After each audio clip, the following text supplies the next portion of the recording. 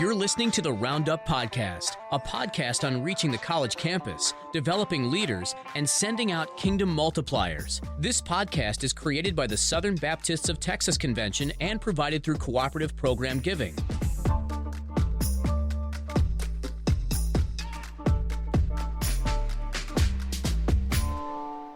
Well, howdy, friends. Welcome to the Roundup Podcast. I'm your host, Mitch Tidwell. I have my co-host with me, Chase Abner. Chase, how is Ames, Iowa today, my friend? It is sunny and unseasonably warm, man. It's been crazy here. Like temps in the 60s. It's unreal. Like 60s. We're high 70s today, so it's one of those things here in Texas that, like, man, I wish I could wear what I wear in the morning is what I want to wear in the afternoon, but Texas just will not allow it till February. Well, I'm looking forward to getting a taste of the Texas weather. So this is man. one of my last responsibilities of the week. We're recording this on a Friday, and then on Sunday I get on a plane and head to you in Austin, Texas, Mitch. Let's go, man. Hey, I'm excited about that. We're gonna spend 3 days talking about Roundup. By the way, Roundup's gonna be May 11th through 13th. We're gonna have that in DFW, so that's what we're playing in. Chase is coming in for, so.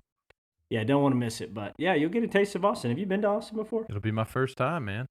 Awesome. Well, Yeah. we'll give you. You'll have a good experience while you're there. So we're at a really sweet spot. Good food. It's awesome. So It's good. Man. Thank you. Well, glad you're coming. In fact, talking about Texas, we got another Texan who is not currently in Texas. He is in Washington State. But Keith Wieser, how you doing, Keith? Doing well. Glad to be here. Man, glad you're here. Keith's the lead pastor of Resonate Church up in Washington State, out of Pullman, Washington. They've planted churches all over the Pacific Northwest. He is a native of Alvin, Texas, which That's right.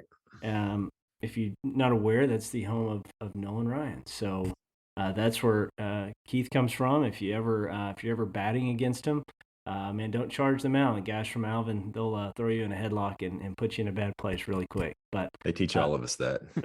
That's what happens in the Alvin High School, man.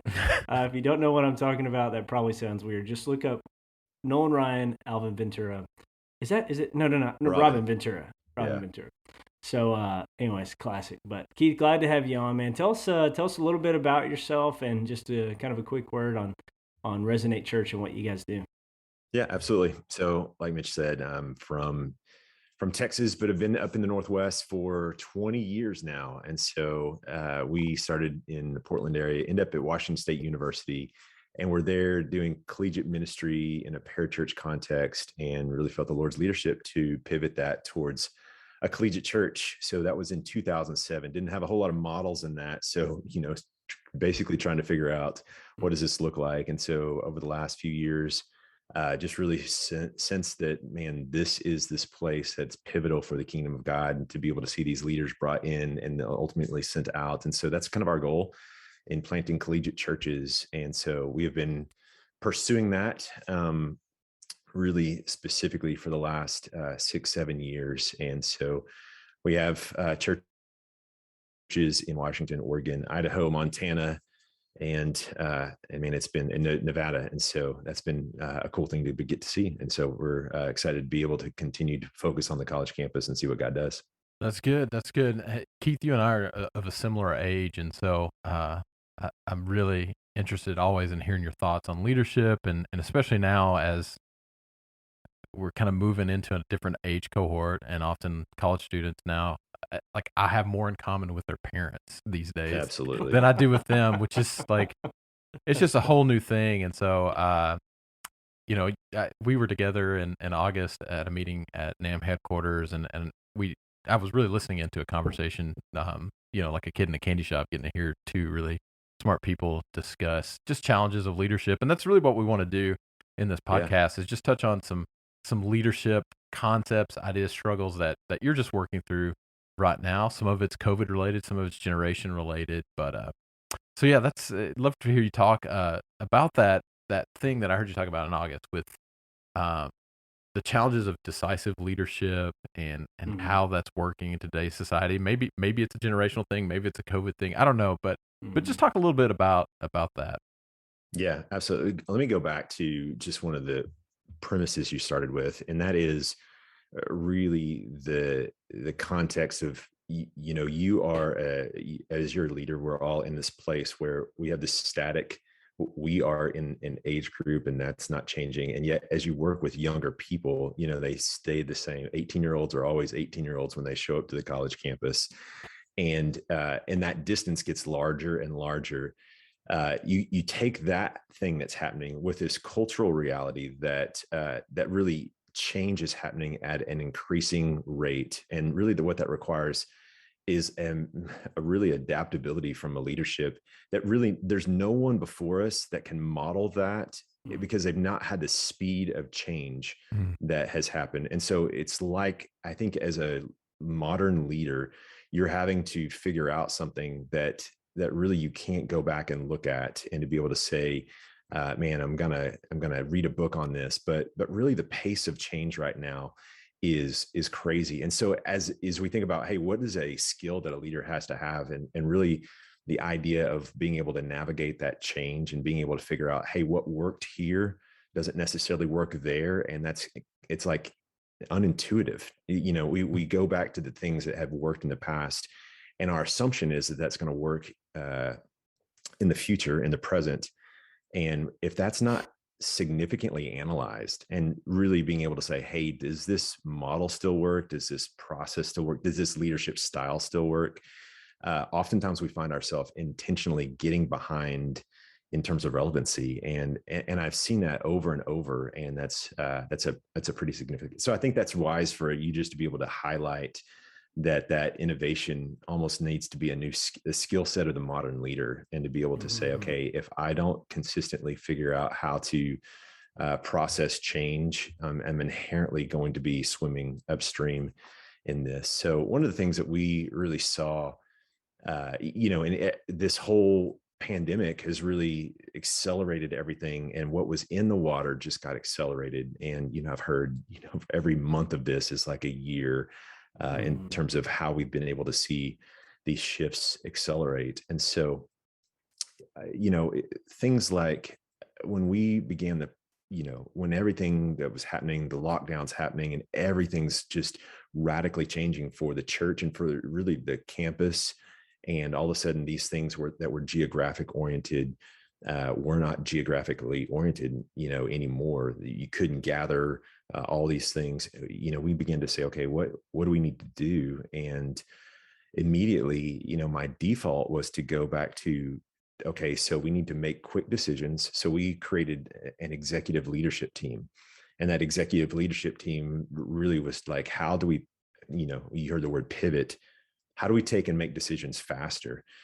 And, how is it that we are decisive and clear, and all those things that I thought, hey, this is what we need. We need to be able to have clarity and decisiveness and speed. And so we did that. And, I thought, man, we absolutely nailed it. And in the process of that, all of a sudden we realized that it was like we were walking out ahead of everybody, and we were getting more and more distant. And as we got more and more distant, our voices lost impact. And so this idea that would like inherently, hey, this is what leaders do. I missed something. And in the process of that thing really happened, and it revealed, I think, something that is now becoming more and more clear. And that's really the sensitivity to authority. And so as we drew that circle smaller and we made more decisive leadership decisions, it really revealed to the next generation maybe a power distance. So it revealed that, hey, these are the group of people that are making decisions that are affecting all this group of people. And I think that sensitivity was something that is a part of Gen Z and a part of really this upcoming generation. And as we begin to see them really process, like, hey, I'm not sure if my needs were considered, and this is all over. Every pastor had our my needs being considered in this. But it was really interesting because it wasn't necessarily about what the outcomes were for that. It wasn't, are we meeting or not, or how are we going to do this? It was almost like, hey, my voice wasn't included in this, and therefore that was a struggle. Hmm. So I think that power dynamic was really revealed in that. Yeah, and obviously I don't want you to talk outside of school too much, but is that a dynamic you experienced with the students you were leading or with your staff team or both? Well, our staff team skews pretty young. Mhm. And Yeah. so that, I think that that's still a generation. I mean, they're Mhm. of most of them are of a different generation than I am, as they're in their 20s. And so there's an extension of that. And so I heard leaders say, "Hey, we said this thing. It felt like we lost the room." And that lost the room language was, that's really talking more of some sort of an emotional distance that was created from some sense of sensitivity to authority. And so that was one of those things that was really fascinating, to watch. First, it was staff, and then staff communicates, "Hey, this was also a part of what we saw from the student side." And so that idea of what's worked in the past seemed like it was a more challenging reality for our students to really be able to say, "Oh, absolutely, man, my leaders, I trust them. Thank goodness someone's thinking about this." That was a more difficult moment that we discovered. And responding to that, Keith, I I think my default, and maybe too many leaders' default is, all right, how do I lead these people so they behave and react to my leadership the way that they used to or the way that I want to? Like how do I fix this Totally. about them rather than how do I need to lead differently in light of this reality? So, Mm-hmm. um, what's that looking like for you? Like, what does to use the word, what does pivot look like for you now in light of what you've experienced? Yeah.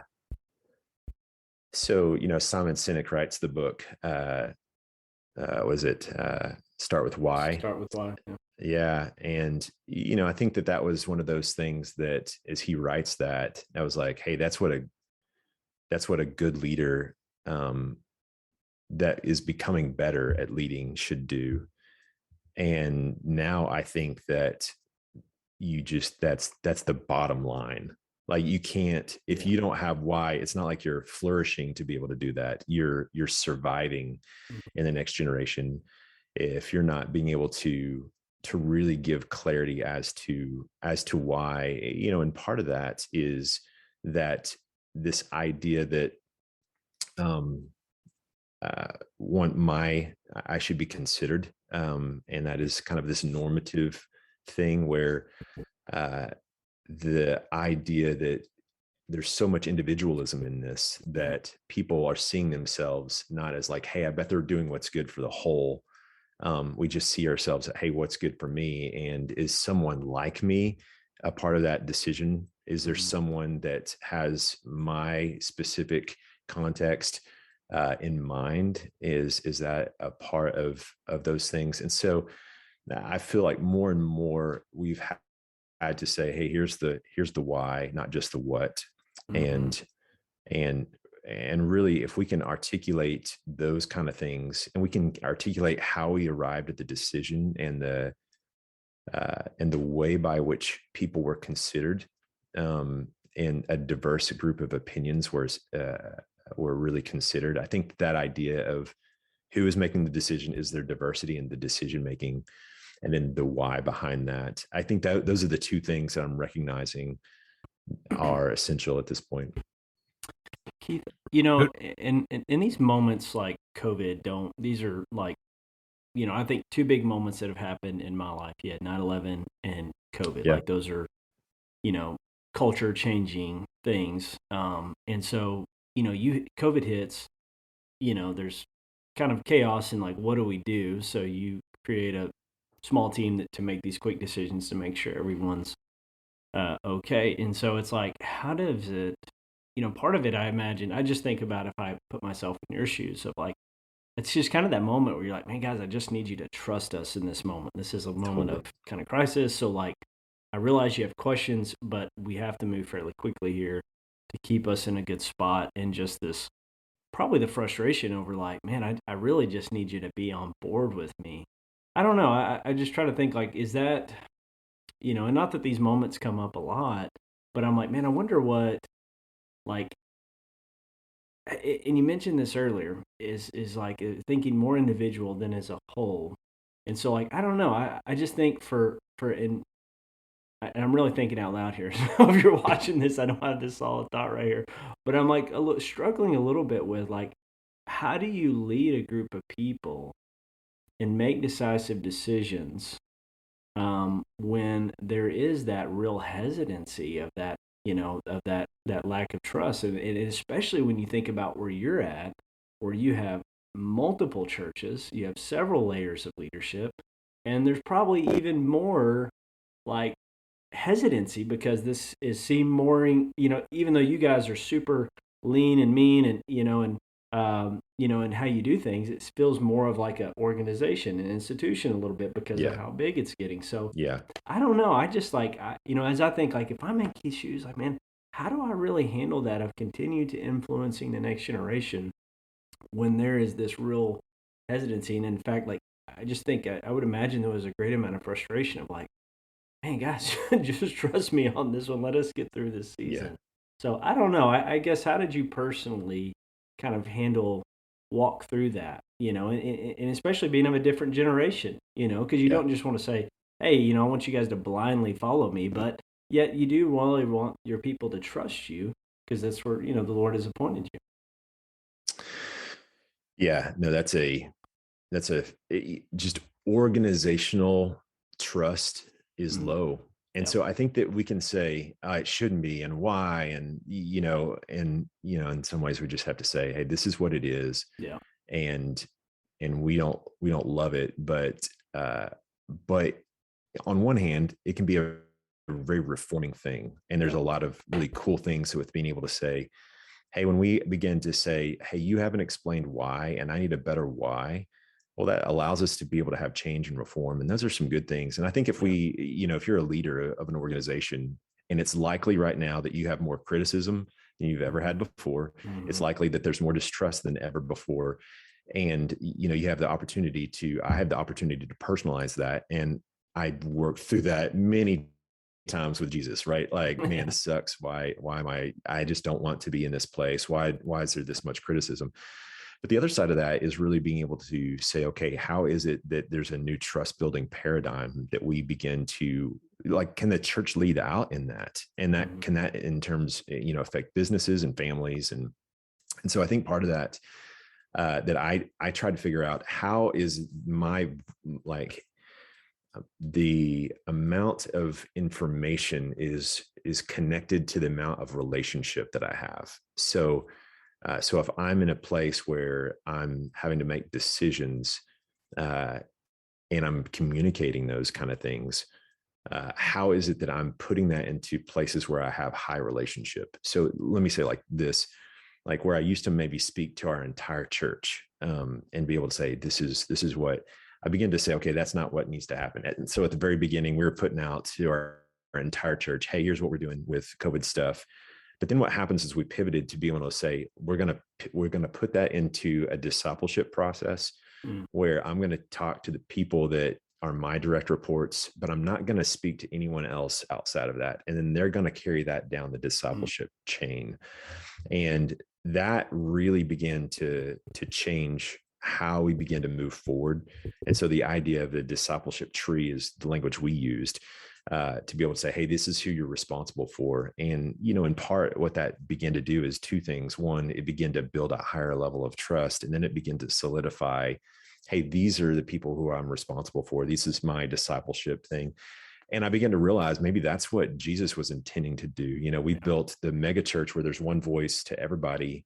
And then we kind of begin to bypass there's not the necessity for people to take individual discipleship responsibility. But in this moment, we had to say, okay, you have to take responsibility because Keith's voice is not going to land very well in this context, or Mm-hmm. the site pastor's voice. So you need to be able to take. So those are some of the things that we've been trying to figure out in terms of being able to say, let's put anything like this into the highest level of relationship that we can do. Yeah, I like how you situate that. Maybe this is what Jesus always intended, and that the person with the greatest voice in the disciple's life is the person who's walked with them the most closely, and not the not that you're a disembodied leader, but to some people in the Resonate church family, like they don't see you in person very often, right? They're in Nevada or they're wherever, and so Yeah, there's relational distance, there's geographic distance, there's now a generational difference, and so absolutely. uh, you've got three layers at least at work for you in your church model that maybe other people aren't facing. Hmm. Yeah, and let me just go off just a little bit tangentially in that our model has been to try to create, typically efficiency around a singular voice, and ultimately there's almost a brand that happens with a talent, or and so I think that there's obviously God has gifted some individuals in incredible ways with that. As I look to the future, I don't see that as a well, let me not necessarily viability. I don't see that accelerating as a model. I see that there's smaller groups, and part of that's the social anxiety that we're seeing bubble up, and I don't know if that's going to go away. So especially in in-person kind of context. So we can talk about digital kind of separately, but the size I think is going to be smaller, and I think part of that is going to be the tribalism that we see everywhere else is going to be just a part of how people understand, hey, my social group, people that I trust, that's who has authority. And maybe that's always been there to some degree, but now I think that's really tightening, that there's a smaller group of people that have any kind of speak in. And so I think that what we have to do is pivot from the idea of big groups where we can kind of have authority in those big groups to being able to have like diffused, decentralized, uh, really ways by which we have influence. And I get excited about that because that seems more like movement, and this idea that there's so many more people that can be influential in smaller groups, and we don't have to wait for the uber talented individual to be able to have this kind of impact on college campuses and churches and stuff like that. So that's been a fascinating thing to kind of watch, really across the nation as I talk to people. Hey, it seems like there's smaller groups that are happening, and there's a preference towards that from the student point of view. Yeah. And to be clear, Keith, I wasn't lobbing a critique at your model. I was just Oh no, I was just noticing, something that would be a unique challenge in the way. But it's true in any network, and I see it, in the church that I'm a part of and others where the assumption has been, well, people want to be a part of something. If it looks like it was cool over there, it would be cool to be a part of that here. But I don't know if that's sustainable, and I don't know if that's going to continue to be a thing as the individualism is being embraced more and more. And I don't know. I don't know if you guys have seen that happening, or if that's in the same realm. I'm thinking, Salt Network or Resonate or whatever. It's like the people who've experienced it in one place are excited about it, but um, I'm just thinking about the next generation, and like I would actually rather have my own thing and with its own name that's more unique to where we are, that isn't connected to something that started in a different generation now. So totally. yeah, Yeah, that sense of ownership is pretty high, and that sense, everything in the world now is customizable, and it is, everything that used to be the case is, we used to get bundles of things, and now the world has unbundled that. So you used to buy a CD, right? Now you get a track, you listen to something, you don't and get the track, you stream it. It's right, yeah, totally. And so those things that were like, oh, this is how it has to be, that's being challenged on every level. And yeah, so I think that same person who comes into your world of church or ministry, they're asking those same questions, that are ultimately consumeristic questions. And so Yeah. there's some part of that that has a negativity about it, right? So this is meant to serve me, is not a Christian thought. And yet, as we think about the discipleship process, where do we start with that? And so it's very difficult to start with something that has that kind of diversity to it. So yeah, I think that's going to be an interesting thing as people begin to figure out really what draws them into that. Uh, and so, the good thing about that is you can leverage some of those implicit cultural values for a kingdom purpose to be able to say, okay, now you're empowered to go start something, and we want to give you guardrails to it. We want to give you places to have an alignment to it, but there's some pretty big opportunities for people to say, man, we can create more things. Mhm. Yeah, and I mean, obviously, the gospel is the thing that has to drop into the person before any of that can happen. It's Saul Rexius uses the phrase often, "You matter, but you're not the point." In a way, Mm, like, hey, that yeah. dignifies, that validates the unique person that's sitting there in your church or in your community. Um, but that doesn't mean that your preference or whatever is ultimate. And if they don't have the gospel as like, hey, I've been purchased into this family, and secondarily, like, I'm unique, but I don't even make great decisions for myself. Like, I don't even know what's best for myself. Uh, Yeah. so, uh, so approaching that, that I think is one of the challenges going forward with discipling the next generation, is navigating that tension. So I don't know if I had a great point there, but just an observation. Key. Good. Well, I was asking, I always feel like, as your, Resonate Church, I'm always really compelled by y'all's vision, your mission of what you guys are doing. And I imagine just being a student, I think like, man, I would love to get involved in something that's bigger than myself. And I wonder if like there's a change now.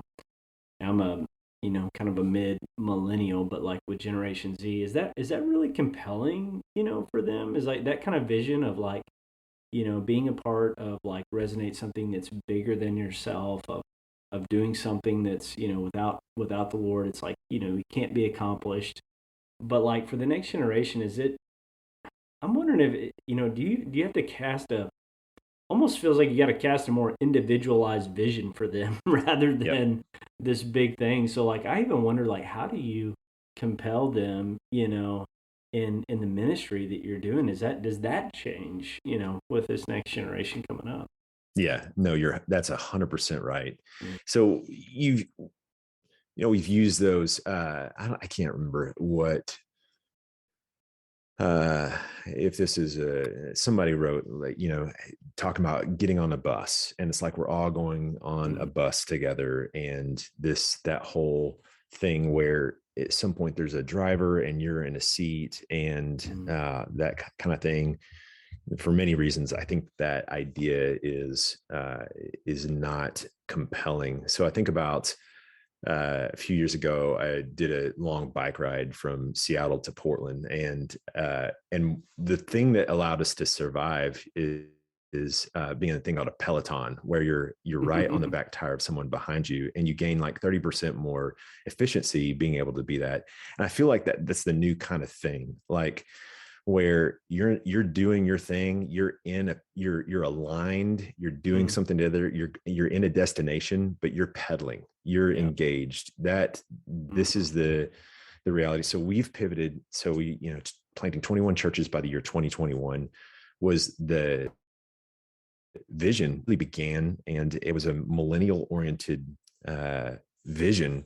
Hey, this is what we're all doing together, but inherently it was a corporate, or it was an organizational Mhm. kind of idea. And the pivot in the future is, how is God going to use you specifically? How can Mm. we help you to be able to start something, to be able Mm. to take and be a missionary where you're at? Mm. And so that's that more individual thing, and then we can celebrate our impact all together. Mm. But it's really oriented more towards, how is it that we create systems that accelerate the student, and that's what they lean into. Yeah. It's like you're not, hey, we're not all getting on a bus together. We're carpooling. You're going to go there in your own unique way. We're going to the Yeah. same destination. And I think as I think the way that can be leveraged. Obviously, high individualism, consumer. We don't really we want people to see they're a part of the body of Christ. But like on the other hand, it's like if someone sees themselves as unique, then they see, okay, well then I have a unique ministry. So I just imagine, if all that could if all that could be used for good, then what you do is you'd have multiple expressions of Jesus in all these different places that aren't in the same spot. I just imagine the reach can be that much bigger based on kind of how this next generation is shaped. So, anyways, just a thought. And for churches, one of the things I think we're going to have to do is I think that there's a lot more fragility in Gen Z. There's a lot more need for us to be able to remind them they can do these things, to be able to help create scenarios where they have a lot of support and a lot of affirmation. And that's what they've experienced most of their life. And they expect that from their church leaders as well. And so the going back into some like, hey, like military ideas of, hey, we're going to, build you up and then send you out. That's going to be a difficult thing. And I think that for a college context, post-college care is the thing that we're putting so much more focus on at this point. Really? Because that feels like, hey, when I really needed my church, they stopped this process when I graduated. And the cool thing about, the pandemic is it allowed that digital reality of connection to be able to be proven. And we still need to figure out what that looks like in a healthy way. But we just saw how geographic proximity wasn't as significant as we thought it was. Yeah, I was just thinking, Mitch, you're talking about the individual and their calling, and they're getting to the same place, just going in a different vehicle or whatever. Just thinking that for churches that still have a gathered service with, sound and lights or whatever, I'm hoping some of those people feel like their personal calling is to roll cables and to and to set up chairs. That and they find nobility and glory in a proper context, in playing that part. So, totally. But I think that's the challenge, anytime when you exalt the individual, that it doesn't keep them from seeing service as honorable, as noble, and denying oneself for the sake of others. Yeah, I mean, there's the tension of the Ephesians 2:10, where it's workmanship, creating Christ Jesus for good works. There's this unique. I mean, Will Mancini's built an entire ministry off of, a big part of his ministry off of that, which I wholeheartedly, believe in. But yet, there's the aspect of being a part of the body, and we serve the body, we're under the body, we serve each other, we serve the world. And so it's like, how does your it's like your uniqueness is involved in community. You're not just like this lone ranger missionary out there. And so how to get those students on board with that, which Keith would know better than I would on that. But I just feel like that's a challenge that's coming up. Yeah. What does it look like to outdo, to use the biblical command to outdo one another in showing honor, in this world and in the generation that's to come? I don't know. I don't have answers, but we talked about this, before we got on, but I even wonder, when you have, I just think about, myself when I was, 20s, if I have a supervisor, if I have someone in spiritual authority, I just basically said yes. I just did whatever they wanted. I just kind of trusted them until they gave me a reason not to trust them. But I feel like, right now, Gen Z, it's almost like you got to prove that before there's a yes on the table. And as Chase, you even mentioned that yes is pretty thin. That trust is pretty thin. It can be broken pretty quickly. And so, and I think that even connects with what Keith was saying earlier. Just there's a lot of fragility when it comes to leading the next generation and their buy-in and even their emotional state, their anxiousness, and all those things. There's just so much. I think there was less amount. 10 years ago, there was less amount of probably holistic care to the person, and a more focus on mission. And so now I think the pendulum's kind of swinging where, as Keith, you even mentioned, during the COVID, it was almost kind of like, whoa, hold on, we want to stay still, before we go charging the hill. We want to make sure that we're being, cared for, thought of, like all those kind of things. So, there's good in there and there's challenges, but, I just wonder what, as you said, I think as leadership, there has to be a transition in the way that we're, uncasting vision, then motivating them and building trust with them as well. Yeah. I think the previous generation, like the default to trust the authority, was somewhat undone by the advent of the internet and access to information. Because possession of the information in some ways is what created the power dynamic, or it created the authority in the past. And so, Mitch, you're a few years younger than me, so you're talking about the big events of your life being COVID and 9/11, and for me, it'd be hard not to include the birth of the internet if I think about the major changes that happened, in my lifetime as a 40-year-old. I remember having a conversation once with my oldest son. He was like 5 at the time, and he always had questions about animals, like, can this animal do this, or what is this? And obviously I did not know the answers often. And so if I can't sleep at night, I Google the same thing. So he said, he asked me some question. So he asked me the question. I don't remember what the question was, but I said, I don't know. He said, well, you could look it up. I said, what do you mean? He's like, you could look it up on the internet. I said, well, what's the internet? He says, it's on your phone. And so like in that moment, I'm realizing, like, in a generation, so from me to my son, when I was his age, the internet functionally did not exist for the average, like for the common person. Like maybe some military people had it or knew what it was. To like, from that generation, from me to him, when he was 5 years old, it went from not only not existing to existing in everybody's pocket, And so you could learn about anything, like, and when it comes to church and ministry, like, it's like we're unconsciously competent in a sense, like we don't know, or like we don't know how much access we have to information. It's just like we're wet fish, like it's just there, and we swim in it all the time.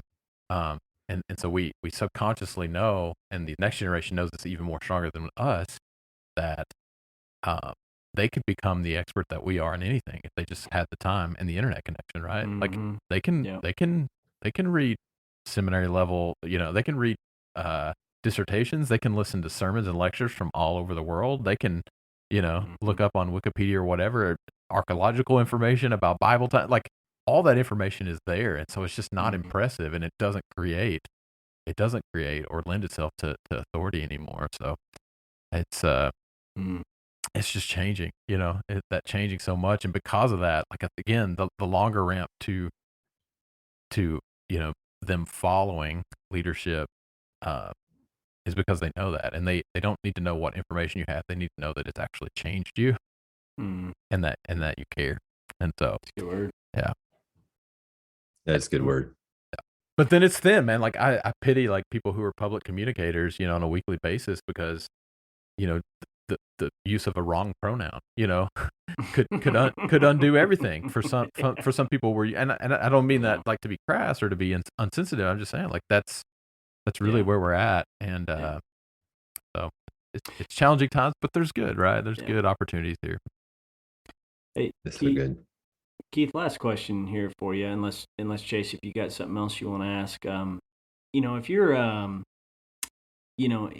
what advice would you give a college minister or lead pastor out there that's really heavily involved with next generation, as far as thinking about their leadership in terms of like, hey, maybe there's some things about me that need to change. Maybe there's some ways that I'm leading that need to change. What advice would you give wisdom to someone like that as they're thinking about, like, I just don't think the way that I lead is going to work here. Like, what about me? What do I need to do to change or think about? What advice would you give? Yeah. Hey, I think that obviously whenever we could get feedback from the people that we lead, that's probably for all of us the most significant thing that would allow us, in all kind of diversity of personalities, to be able to say, hey, here's how this is landing. And I think that it's harder and harder for us to figure out, with the diversity out there, like what is that actually, what's that experience on the other side of me? And I think that's the question that I've begun to ask more and more, is what are people experiencing, and is that my intent? And so that would be one of those things, just just making sure that, that's such a huge trust building thing whenever you say, hey, tell me, give me some feedback on this. Mm-hmm. One of the things that I felt like leaders need to, just a couple of resources that I felt like have been really helpful. And some of this is oriented around like family systems theory, but there's a book called Failure of Nerve by Edwin Friedman. And it was actually written in the 90s. And yet I read it and I was like, oh my goodness, this is exactly what is going on in terms of leadership. And a guy named Steve Cuss and he's a pastor in Colorado, and kind of made some of those ideas into a more tangible format and in a book called Managing Leadership Anxiety. But he just talks about really what does it look like to be differentiated as a leader and to also be present as a leader, like to be able to have the sense of like, I'm not going to be sucked into your chaos, some differentiation, but I'm not going to be aloof into the emotional state. And just, the recognition is that they want more empathy than competency from you. Like that's the working thing now is the level of your empathy. And so whenever you can do that and it doesn't violate, what you're trying to achieve, we don't want to just be oriented around, hey, empathy is the greatest thing here. We're still trying to impact the kingdom of God, and yet being able to figure out how can I really manage that as a leader. So those are some things I would say, hey, if you put your eye to that might be a helpful reality as you go forward. That's really good. Yeah, I feel like we've shared a lot of challenges in this conversation, and just to leave us maybe on a hopeful note, Mitch, especially thinking about the individualism and the rise of the individual in American society and even of late, that for me, and this, you hear me say this, that I think discipleship is helping people become who Jesus wants them to be. And so there is an opportunity where they're driven to be Jesus if he was in their person, like that they want that. They want those who've been born again.